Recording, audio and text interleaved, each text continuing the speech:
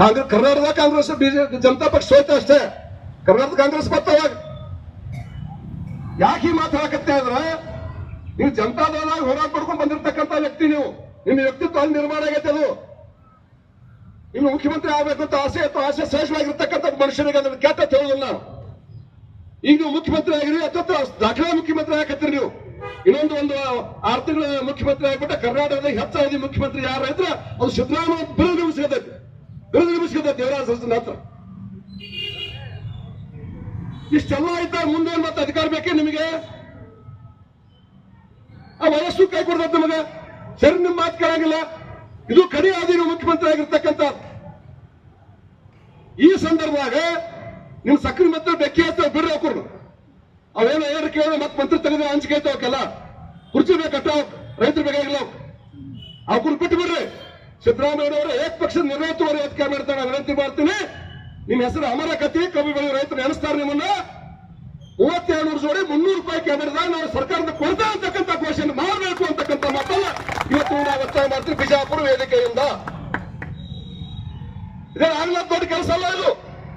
ನಾ ಹೇಳಿಲ್ಲ, 1000 ರೂಪಾಯಿ ಕಬ್ಬಿನ ಒಂದು ಟನ್ನಿಂದ ಸರ್ಕಾರ ಟ್ಯಾಕ್ಸ್ ಬರ್ತದಂದ್ರೆ 300 ರೂಪಾಯಿ ನೀವು ಘೋಷಣೆ ಮಾಡಿ 7 ಹತ್ತುವರೆಗೂ ಸರ್ಕಾರಕ್ಕೆ ಏನ್ ತಪ್ಪಿಲ್ಲ.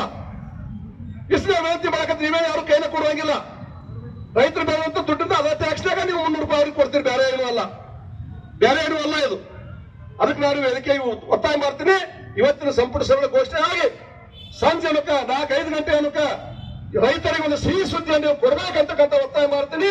ಇರದೇ ಹೋದ್ರೆ ರೈತರು ಇವತ್ತ ಗುರುಲಾಪುರ ರಾಜ್ಯ ಅಧ್ಯಕ್ಷ ಚುನಪ್ಪ ಪೂಜಾರಿ ಅವರು, ಗುರುಜಿ ಶಶಿಕಾಂತ್ ಅವರು ಏನಿವತ್ತ ಹೇಳಿಕೆ ಕೊಟ್ಟಾರ 8 ಗಂಟೆ ಒಳಗೆ ನಮಗ ಈ ಒಳ್ಳೆ ಸುದ್ದಿ ಬರ್ಲಿಕ್ಕಂದ್ರೆ ನಾಳೆಗೆ ಇಡೀ ರಾಜ್ಯದ ಹೈವೇಗಳನ್ನು ಬಂದ್ ಮಾಡ್ತೀವಿ ಅಂತ ಹೇಳಿದಾರ. ನಾನು ಕೂಡ ಸೇರಿ ಬಿಜಾಪುರ ಹುಬ್ಬಳ್ಳಿ ಹೈವೇ ಐತಿ, ಕೊಲ್ಲಾರ ಹತ್ರ ಬಂದ್ ಮಾಡಕ್ ನಾನೇ ಸ್ವತಃ ಹೋಗ್ತೀನಿ ಅಂತಕ್ಕಂಥ ಮಾತನ್ನು ಕೂಡ ಬಹಳ ಸ್ಪಷ್ಟವಾಗಿ ಹೇಳಕ್ ಬಯಸ್ತೀನಿ ಬಂಧುಗಳೇ.